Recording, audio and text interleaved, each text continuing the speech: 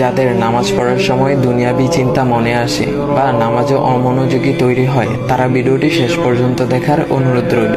হযরত আলী রাদিয়াল্লাহু তাআলা আনহুর কাছে একজন ব্যক্তি এসেছে। তখন লোকটা বলল, হুজুর, আমার নামাজে মন বসে না। নামাজে দাঁড়ালে আমার দুনিয়াবি নানা চিন্তা আসে। হুজুর, আমার এই নামাজ কি আল্লাহ তাআলা কবুল করবেন? তখন হযরত আলী রাদিয়াল্লাহু তাআলা আনহা বলেছেন, না, তোমার নামাজ কবুল হবে না। তখন লোকটা মনে অনেক কষ্ট নিয়ে চলে যাচ্ছেন। এমন সময় রাসূল সাল্লাল্লাহু আলাইহি ওয়াসাল্লাম এসে হযরত আলী রাদিয়াল্লাহু তাআলা আনহুকে জিজ্ঞাসা করলেন, ইয়া আলী, আপনার কাছে লোকটা কেন এসেছিল? এসে দেখি মন খারাপ করে চলে গেল। কেন, কি হয়েছে আমাকে বলুন। তখন আলী রাদিয়াল্লাহু তাআলা আনহু বলেন, তিনি আমার কাছে জানতে এসেছেন যে নামাজে দুনিয়াবি চিন্তা আসলে নামাজ হবে কিনা। আমি বলেছি, না, তোমার নামাজ কবুল হবে না। রাসূল সাল্লাল্লাহু আলাইহি ওয়াসাল্লাম তখন বলেন, ইয়া আলী, আপনাকে আমি একটা চাদর উপহার দিতে চাই, তবে একটা শর্ত আছে।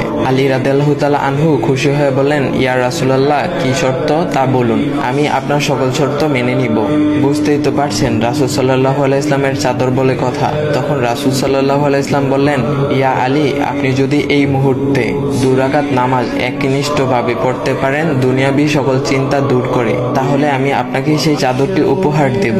আলী রাদিয়াল্লাহু তাআলা আনহু বলেন, এটা তো সাধারণ ব্যাপার। আলী রাদিয়াল্লাহু তাআলা আনহু তখন নামাজে দাঁড়িয়ে গেলেন আর তিনি নামাজ পড়তে শুরু করলেন।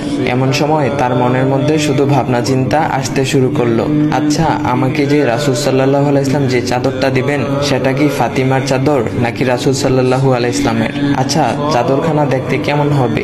এই বিভিন্ন বিষয় নিয়ে ভাবতে লাগলেন। তিনি ভুলেই গেছেন যে দুনিয়াবি চিন্তা নামাজে আনতে রাসূল সাল্লাল্লাহু আলাইহি ওয়াসাল্লাম নিষেধ করেছেন। এর মধ্যে আলী রাদিয়াল্লাহু তাআলা আনহুর নামাজ পড়া শেষ। আলী রাদিয়াল্লাহু তাআলা নামাজ শেষ করে রাসূল সাল্লাল্লাহু আলাইহি ওয়াসাল্লামকে বলতেছেন, ইয়া রাসূলুল্লাহ, আমি আপনার শর্ত মেনেছি, এখন আমাকে চাদরখানা উপহার দেন।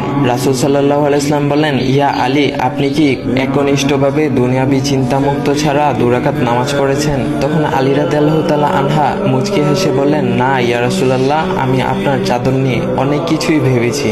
তখন রাসূল সাল্লাল্লাহু আলাইহি ওয়াসাল্লাম বলেন, ইয়া আলী, নামাজ তোমারও হয়েছে, আর তুমি যাকে নামাজ হবে না বলে ফতোয়া দিয়েছো তার নামাজও আল্লাহ তাআলা কবুল করে নিয়েছেন।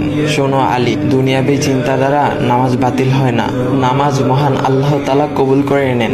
সকল ফরজ নিয়ম কানুন মেনে নামাজ পড়লে নামাজ হবে ইনশাল্লাহ। তবে আমাদের সকলের উচিত নামাজ আদায় করার সময় একমাত্র আল্লাহকে স্মরণ করে নামাজ আদায় করা। নামাজে দাঁড়ালে দুনিয়াবি চিন্তা মাথায় আসে, এটা শয়তানের একটা ফাঁদ। আল্লাহ তাআলা আমাদের সকলকে শয়তানের কুমন্ত্রণা থেকে হেফাজত রাখুক এবং সঠিকভাবে মনোযোগের সাথে নামাজ আদায় করার মতো তৌফিক দান করুক। সবাই বলি আমিন। চাইলে ভিডিওটা আপনি অন্যদের কাছে শেয়ার করতে পারেন, এতে অন্যদের ভুল ভ্রান্তিগুলো দূর হবে।